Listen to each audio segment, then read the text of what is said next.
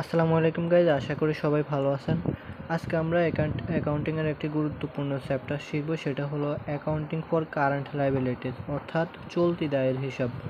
আজকে আমরা এই চ্যাপ্টারটা শিখব, এটা আমাদের পরীক্ষার জন্য গুরুত্বপূর্ণ একটি চ্যাপ্টার। দেখি এখানে কী হয়েছে। এখানে বলা হয়েছে যে দায়গুলো একটি হিসাবকাল বা সর্বোচ্চ 1 বছরের মধ্যে পরিশোধ করতে হবে তাকে চলতি দায় বলে। তাহলে চলতি দায় কাকে বলে? যে দায়গুলো আমাদের সর্বোচ্চ 1 বছর বা একটি হিসাবকালে পরিশোধ করতে হবে তাকে চলতি দায় বলে। কারণ চলতি দায় সৃষ্টি হয় কীভাবে? পাওনাদার, এরপরে আরও অনেকগুলো আছে যেগুলোর মাধ্যমে আমাদের চলতি দায় সৃষ্টি হয়। যেমন এর মধ্যে একটা হলো অ্যাকাউন্টস পেয়েবল। অ্যাকাউন্টস পেয়েবল মানে কি? পাওনাদার। এখন আমরা দেখি পাওনাদার কীভাবে সৃষ্টি হতে পারে। যদি বাকিতে পণ্য ক্রয় করা হয় তাহলে পাওনাদার সৃষ্টি হয়। বাকিতে পণ্য ক্রয় করলে পাওনাদার আমাদের থেকে টাকা পাবে, অর্থাৎ আমরা কারো থেকে পণ্য নিলে সে আমার থেকে টাকা পাবে, সেটা যদি বাকিতে হয়। তাহলে বাকিতে পণ্য ক্রয় করার ফলে পাওনাদার সৃষ্টি হয়। তাহলে এটা জাবেদা কী হবে? Purchases or merchandise inventory debit আর হলো অ্যাকাউন্টস পেয়েবল ক্রেডিট। পার্সেসও লিখতে পারবো অথবা মার্চেন্ডাইজ ইনভেন্টরি লিখতে পারবো আমরা এখানে। ডেবিট আর হলো অ্যাকাউন্টস পেয়েবল ক্রেডিট, পাওনাদার হিসাব ক্রেডিট। এরপরে আসি বাকিতে। 2 নম্বর, বাকিতে সেবা গ্রহণ করা হলে। তাহলে পাওনাদার কীভাবে সৃষ্টি হতে পারে? 2 নম্বর, বাকিতে সেবা গ্রহণ করা হলে পাওনাদার সৃষ্টি হতে পারে। যেমন related service expense debit, related payable credit. আচ্ছা, এগুলো আমরা আমাদের পরীক্ষায় প্রথমে জাবেদা করতে বলতে পারে, এরপরে হলো খতিয়ান করতে বলতে পারে। সেই জন্য আমাদের এগুলোর জাবেদা, খতিয়ান এগুলো শেখা লাগবে আর কি। আমরা ধাপে ধাপে দেখব কী কী শেখা লাগবে। তাহলে বাকিতে সেবা গ্রহণ করা হলে রিলেটেড সার্ভিস এক্সপেন্স ডেবিট আর হলো রিলেটেড পেয়েবল ক্রেডিট। যেমন আমরা যদি বাকিতে কোনো সেবা গ্রহণ করি, সেটা যে কোনো ধরনের সেবাই হতে পারে। যে কোনো ধরনের সেবা হলে সেটা আমাদের এক্সপেন্স হবে ডেবিট আর হলো রিলেটেড পেয়েবল ক্রেডিট। রিলেটেড মানে আমাদের যে কোনো ধরনের সেবা হতে পারে সেটাই বুঝাইছে, আর পেয়েবল হবে ক্রেডিট। যেহেতু আমরা বাকিতে নিছি, তারা আমাদের থেকে টাকাটা পাবে, সেজন্য রিলেটেড পেয়েবল ক্রেডিট।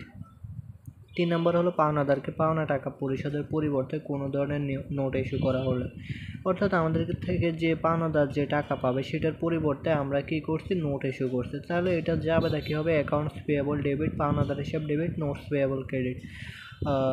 তাহলে accounts payable debit, notes payable credit. যেহেতু আমরা নোট ইস্যু করছি, পাওনা টাকা পরিশোধের পরিবর্তে কোনো ধরনের নোট ইস্যু করলে, তার মানে নোট ইস্যু করলে আমাদের নোট কমে যাবে, যার কারণে নোটস পেয়েবল ক্রেডিট, অর্থাৎ নোট বেড়ে যাবে। আর দায় বৃদ্ধি পেলে কী হয়? ক্রেডিট হয়। তার মানে আমাদের দায় কমে যাবে এবং নোটস পেয়েবল বেড়ে যাবে, কারণ আমরা দায়ের পরিবর্তে এখানে নোটস ইস্যু করছি, যার কারণে আমাদের নোটস পেয়েবল বেড়ে যাবে আর হলো দায় কমে যাবে। দুইটাই আমাদের একই প্রায়। আচ্ছা, যাই হোক, তাহলে পাওনাদারকে পাওনা টাকা পরিশোধের পরিবর্তে কোনো ধরনের নোট ইস্যু করলে আমাদের অ্যাকাউন্টস পেয়েবল ডেবিট আর নোটস পেয়েবল ক্রেডিট।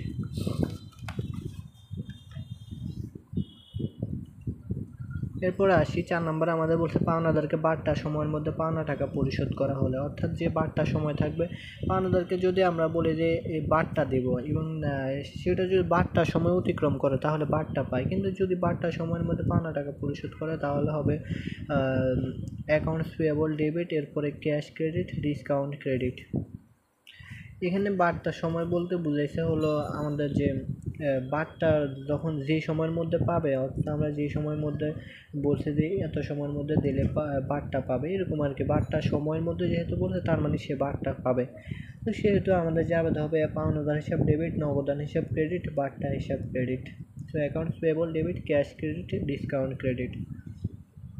এরপরে বাট্টার সময় অতিক্রান্ত হওয়ার পরে পাওনা টাকা পরিশোধ করা হলে, এখন বাট্টার সময় অতিক্রান্ত হওয়ার পরে তাহলে অতিক্রম হলে তো সে আর বাট্টা পাবে না, তার মানে বাট্টার সময় অতিক্রান্ত হয়েছে, তার মানে সে বাট্টা পাবে না। তাহলে জাবেদা হবে accounts payable debit, cash credit. আর যদি বাট্টা সময়ের মধ্যে থাকে তাহলে সে বাট্টা পাবে, তখন accounts payable debit, cash credit, এরপরে ডিসকাউন্ট ক্রেডিট।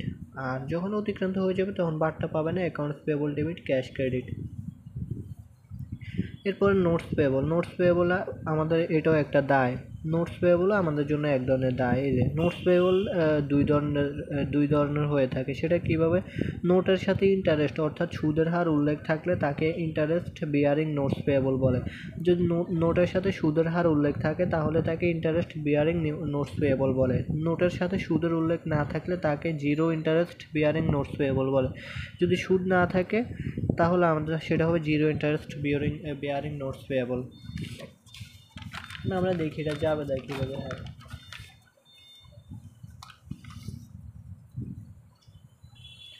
এক নম্বরে হলো আমাদের নোট ইস্যু করে ব্যাংক থেকে ঋণ গ্রহণ করা হলে। যদি নোট ইস্যু করে ব্যাংক থেকে ঋণ গ্রহণ করা হয় তাহলে ক্যাশ ডেবিট, যেহেতু আমাদের কাছে টাকা চলে আসছে আর নোট ইস্যু করার ফলে দায় বেড়ে যাবে, যার কারণে নোটস পেয়েবল ক্রেডিট।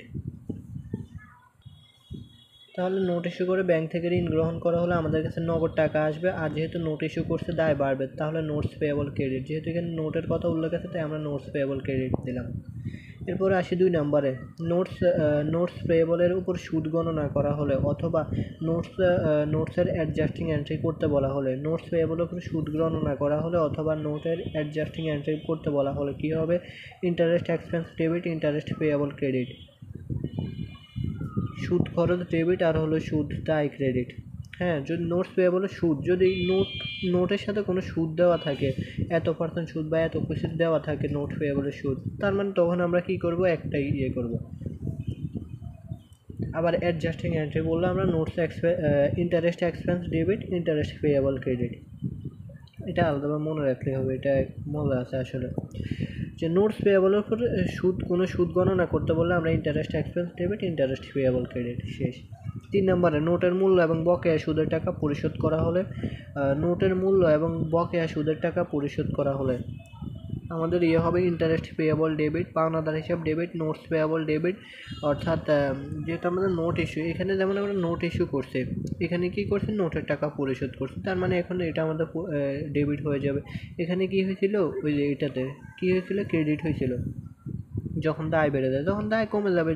যেহেতু আমরা নোটের টাকা পরিশোধ করে দিচ্ছি, তখন দায় কমে গেলে আমাদের ডেবিট হবে। আমরা জানি যে দায় বৃদ্ধি পেলে ক্রেডিট, হ্রাস পেলে ডেবিট, তার মানে দায় কমছে যার কারণে ডেবিট হয়েছে। আর ক্যাশ ক্রেডিট, আমাদের থেকে নগদ টাকা চলে গেছে যেহেতু আমরা পরিশোধ করছি।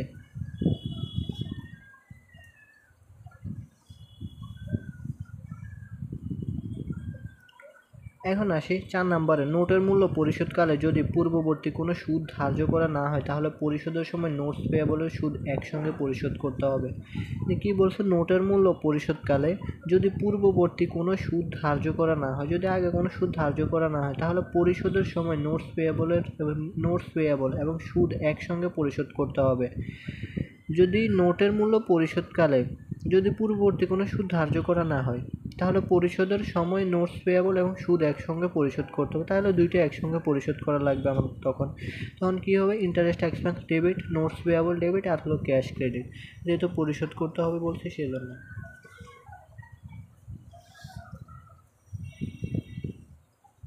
তাহলে কী হবে? ইন্টারেস্ট এক্সপেন্স ডেবিট অর্থাৎ সুদ খরচ ডেবিট, এরপর নোটস পেয়েবল ডেবিট, এরপর ক্যাশ ক্রেডিট। আমার থেকে যেহেতু টাকা চলে যাবে, যেহেতু বলছে পরিশোধ করতে হবে, সো এটা সেজন্য এরকম হচ্ছে।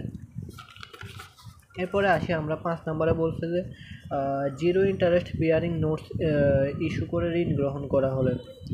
জিরো ইন্টারেস্ট মানে আমাদের এখানে সুদ নাই বলছে। Zero interest bearing notes issue করে ঋণ গ্রহণ করা হলে, ঋণ গ্রহণ করলে আমাদের কাছে টাকা আসে, cash debit, discount on notes payable debit, এরপর নোটস পেয়েবল ক্রেডিট। কী হবে? Notes payable credit. Discount on notes payable debit আর হলো নোটস পেয়েবল ক্রেডিট। এটা আমাদের জন্য দায়। যেহেতু আমরা নোট ইস্যু করে ঋণ গ্রহণ করছি, তার মানে আমাদের দায় বেড়ে যাবে। দায় বাড়লে credit, so notes payable credit. এরপর হলো ক্যাশ ডেবিট আর হলো আমাদের interest, discount on notes payable debit.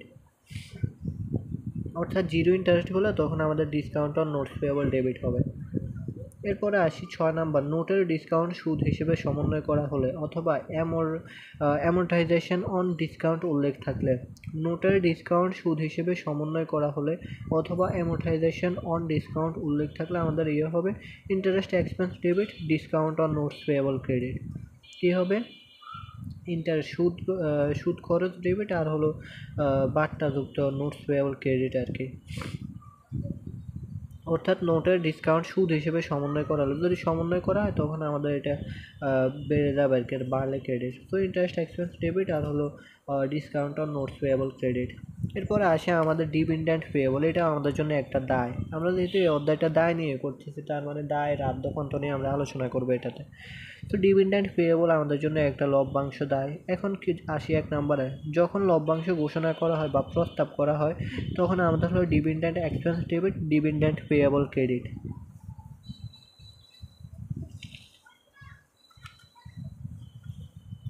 এটা কীভাবে আমরা যদি দেখি, সাপোজ আমাদের একটা প্রতিষ্ঠান আছে কোম্পানি। এখন কোম্পানিতে আমরা বলছি যে পরবর্তী মাসে এত টাকা লভ্যাংশ ঘোষণা করা হলো, এত টাকা লভ্যাংশ দিব, এটা ঘোষণা করছে এত টাকা দিব। টাকা কিন্তু আমরা দেইনি, দিব বলছি। তো দিলে সেটা এখন আমাদের দায় হয়ে গেছে না, যেহেতু আমরা দিব বলছি, তারা আমাদের কাছ থেকে পাবে।